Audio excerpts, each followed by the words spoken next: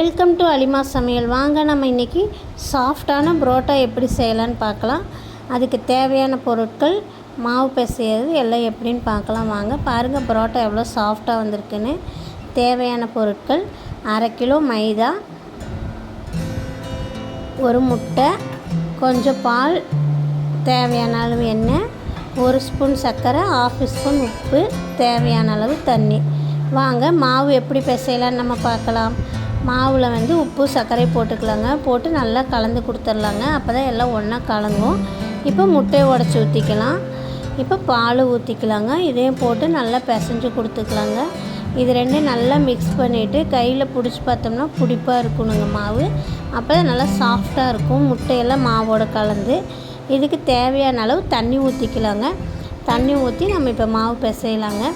ரொம்ப கொலன்னு பிசையக்கூடாது, ரொம்ப ரஃப்பாகவும் பிசையக்கூடாதுங்க. ஒரு பஞ்சாட்டு பிசையணும், அப்போ தான் நல்லாயிருக்கும்.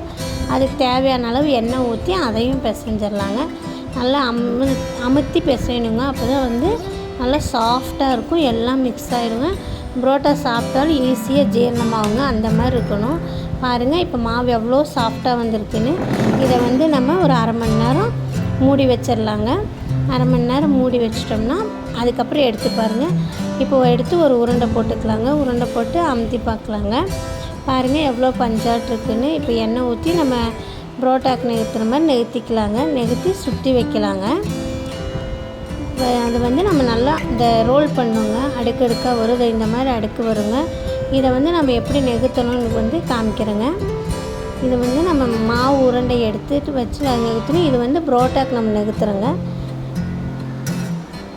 பாருங்கள் இது அப்படி நெகுத்தி இந்த மாதிரி அடுக்கடுக்காக எடுக்கணுங்க. எடுக்கும்போது அந்த மாதிரி ரோல் மாதிரி வந்துடுங்க.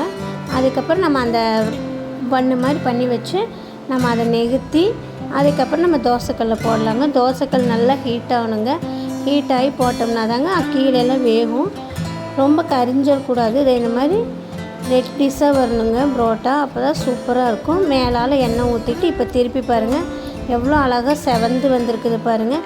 சூப்பரான புரோட்டா ரெடிங்க. சாப்பிட்டு பார்த்துட்டு கமெண்ட் பண்ணுங்கள். பிடிச்சிருந்துச்சுன்னா லைக் பண்ணி சப்ஸ்கிரைப் பண்ணுங்கள்.